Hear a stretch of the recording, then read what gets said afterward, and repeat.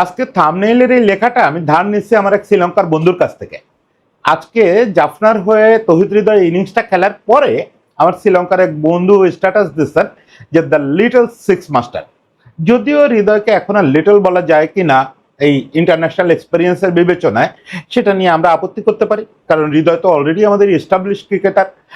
Senior batch না হলেও mid লেভেলে তো উঠে গেছে, কিন্তু আকার বলেন, আন্তর্জাতিক ক্রিকেটের বাস্তবতা বলেন, সব মিলায় হৃদয় আসলেই এখনো লিটল ছেলে, এবং সিক্স মেশিন যে হয়ে উঠছে সে ব্যাপারে আসলেই কোনো সন্দেহ নাই। এবারের এলপিএল খেলতে গিয়ে এই মাত্র 4টা ইনিংসে সে অন্তত ফ্রাঞ্চাইজি দুনিয়াকে বোঝাতে পারছে যে সে আসলে ছোট একটা সিক্স মেশিন হয়ে উঠছে। এই গতকালকের ইনিংসটার কথাই ধরেন, গতকালকে জাফনার হয়ে যে ইনিংসটা খেলছে এই ইনিংসটা তার দলকে ফাইনালে তুলে নিয়ে গেছে। গলের বিপক্ষে 21 বলে 54 রানের ইনিংস খেলছে 257+ স্ট্রাইক রেটে। এই যে বিশাল একটা দানবীয় ইনিংস খেলছে, এই ইনিংসটা খেলার পথে সে 5টা ছক্কা মারছে, এবং এই মিলায় এই টুর্নামেন্টে এই এলপিএল এ মাত্র 4টা ম্যাচে তার 11টা ছক্কা হয়ে গেছে। খুব স্বাভাবিক যে এলপিএল যারা কভার করতেছেন তারা তাকে সিক্স মেশিন হিসাবে চিহ্নিত করবেন। এবং আপনি যদি দেখেন এবারের এলপিএল এ তার স্ট্রাইক রেট হচ্ছে এখন পর্যন্ত টুর্নামেন্টের সর্বোচ্চ 213.63 স্ট্রাইক রেটে সে 4 ইনিংসে ব্যাট করছে। সে ছাড়া একাধিক ইনিংস খেলছে এরকম কেউ 200 স্ট্রাইক রেটে ব্যাট করতে পারে নাই। একমাত্র ক্রিস লিন 209 স্ট্রাইক রেটে ব্যাট করছে, তার নিকটতম প্রতিদ্বন্দ্বী সে একমাত্র ইনিংসে ব্যাট করছে। বুঝেন তাহলে ওর দাপটটা কি রকম।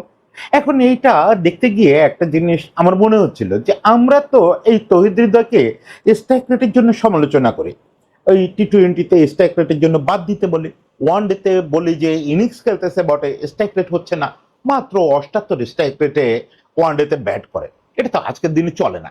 কেন হয়? কেন এই এলপিএল এ পারতেছে এই আমাদের ছেলেটা এত স্ট্রাইক রেটে খেলতে? কেন এই ছেলেটা দেশের সবচেয়ে বেশি ছক্কা মারা খেলোয়াড়দের মধ্যে একজন, তারপরেও স্ট্রাইক রেট নিয়ে বারবার কোশ্চেন ওঠে ইন্টারন্যাশনাল ক্রিকেটে? সেই জিনিসটা আজকে একটু বলবো যে তৌহিদ হৃদয় আসলে আমাদের ন্যাশনাল টিমে খেলার সময় কি সাফার করে, কেন তার স্ট্রাইক রেটটা একটা স্ট্যান্ডার্ড জায়গায় যায় না, সেই আলোচনাটা আজকে একটু করি। তৌহিদ হৃদয় যে সিক্স মেশিন, এটা তো এই এলপিএল দেখে আমাদের আবিষ্কার করতে হবে না। আমরা তো আগে থেকেই জানি যে তৌহিদ হৃদয় বাংলাদেশে টপ 3জন 4জন সিক্স মারা যে খেলোয়াড়, ওভার বাউন্ডারি মারতে পারা খেলোয়াড়, তার ভিতরে একজন। এখন আমাদের সবচেয়ে ভালো ওভার বাউন্ডারি মারে তানজিদ তামিম, নিশ্চয়ই নিকটতম প্রতিদ্বন্দ্বী হিসাবে জাকের আলী, অনিক এবং ইমন কম্পিটিশন করবে, কিন্তু এদের আগেই ওই জায়গাটা তৌহিদ হৃদয় নিজের করে নিছে।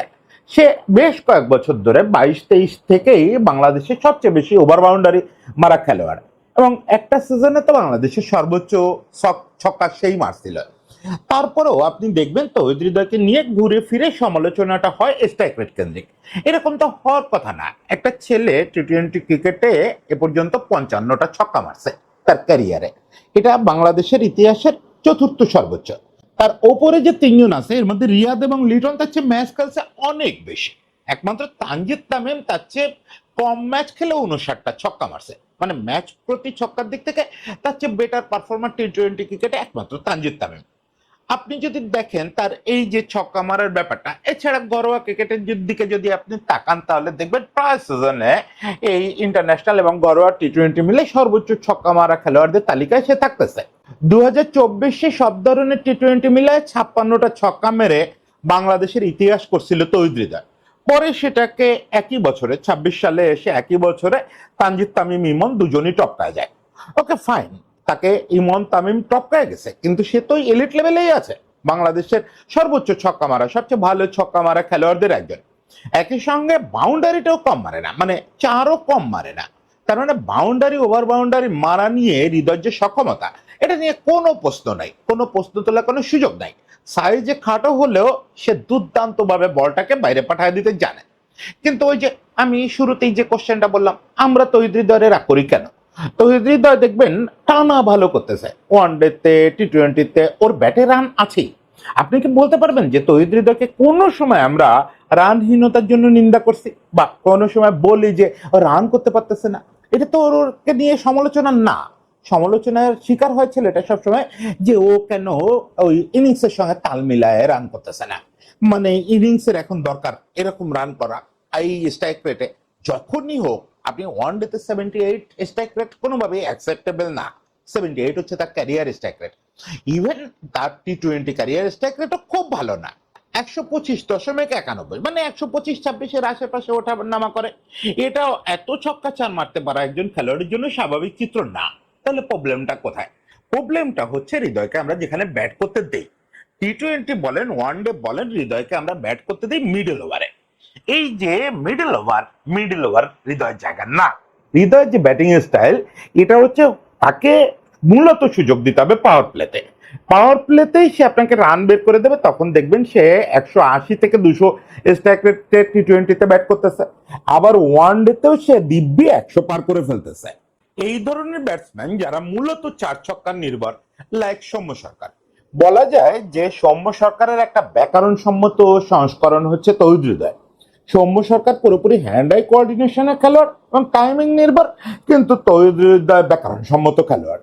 কিন্তু দুজনের প্রবণতা একই, যে রানটা করব বাউন্ডারি এবং ওভার বাউন্ডারি এই দিয়ে। তারা যে দৌড়াদৌড়ি করে রান করার একটা ব্যাপার আছে, যে বলটাকে এখানে ওখানে ঠেলে দিয়ে রান বের করতে হবে, এই জিনিসটা তাদের মধ্যে একদম নাই। ফলে ওয়ানডেতে ক্রাইসিসটা খুব বেশি চোখে পড়ে তৌহিদ হৃদয়। কারণ সৌম্যটা চোখে পড়ে না কেন? সৌম্য ওয়ানডে খেললে তো পাওয়ার প্লেতে খেলে, কিন্তু তৌহিদ হৃদয় খেলে কখন? তৌহিদ হৃদয় খেলে হচ্ছে 4-5 নাম্বারে। সেটা মূলত যে মিডল ওভার খেলতে হয় তাকে। মিডল ওভারে তো আপনি কোনোভাবে শুধু বাউন্ডারির উপরে ভরসা করে স্ট্রাইক রেটও ঠিক করতে পারবেন না, আবার দলের জন্য ভালো কাজ করতে পারবেন না। আপনি টোটাল রান ভালো হবে, কারণ আপনি তো রীতিমতো কমপ্লিট ক্রিকেটার, মানে প্রথাগত একজন ক্রিকেটার। আপনাকে তো আউট করার সুযোগ নাই, ফলে রান হতে থাকবে। সে কিন্তু কোনো সময় রানের খরায় ভুগতেছে না। সমস্যাটা হচ্ছে মিডল ওভারে ওই স্ট্রাইক রেটটা ফল করে যাচ্ছে, কারণ সে হয়তো ওয়েট করতেছে বাউন্ডারির জন্য।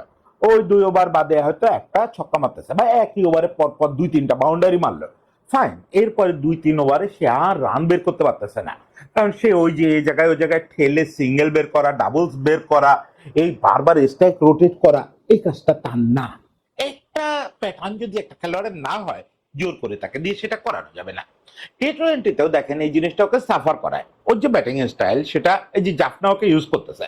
আপনি দেখবেন প্রথম ম্যাচটা ওকে 3 নম্বরে খেলাছে, এবং সেই ম্যাচটায় ওকে মিডল ওভার খেলতে হয়েছে।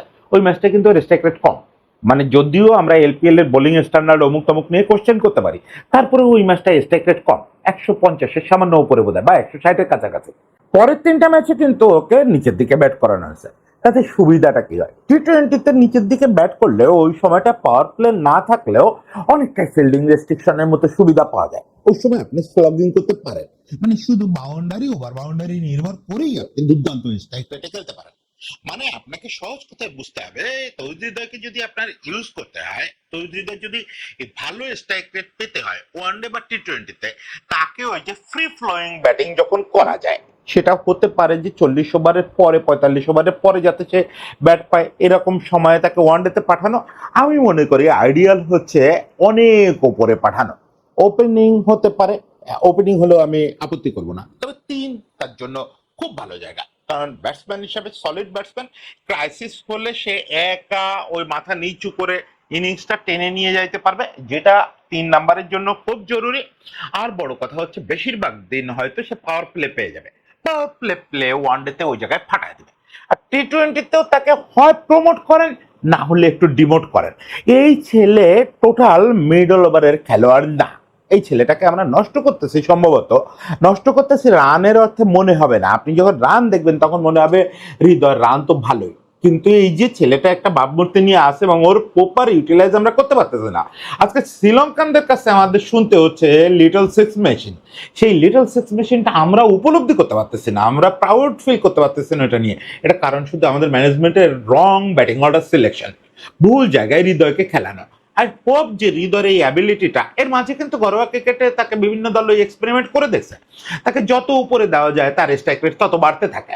ফলে এই জিনিসটা হৃদয়কে চিনতে হবে, হৃদয়কে বুঝতে হবে, কারণ এত বড় একটা অ্যাসেট রান করার দিক থেকে, ওর যে রান করার অ্যাবিলিটি, সিক্স মেশিন তো শুধু না, রান মেশিন। ও ধারাবাহিকভাবে রান করে যেতে পারে, অত্যন্ত বিরক্তিকর ক্লান্তিকর ভঙ্গিতে রান করতে পারে।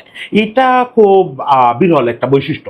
বাংলাদেশে এই বৈশিষ্ট্য কিন্তু মুশফিক আর রিয়াদ ছাড়া কারণ নাই, ছিল না এর আগে, যে সে আপনাকে রান করে বিরক্ত করে ফেলবে। প্রত্যেক ম্যাচে রান করতেছে, প্রত্যেক ম্যাচে রান করতেছে, এই জিনিসটা হৃদয়ের মধ্যে আছে।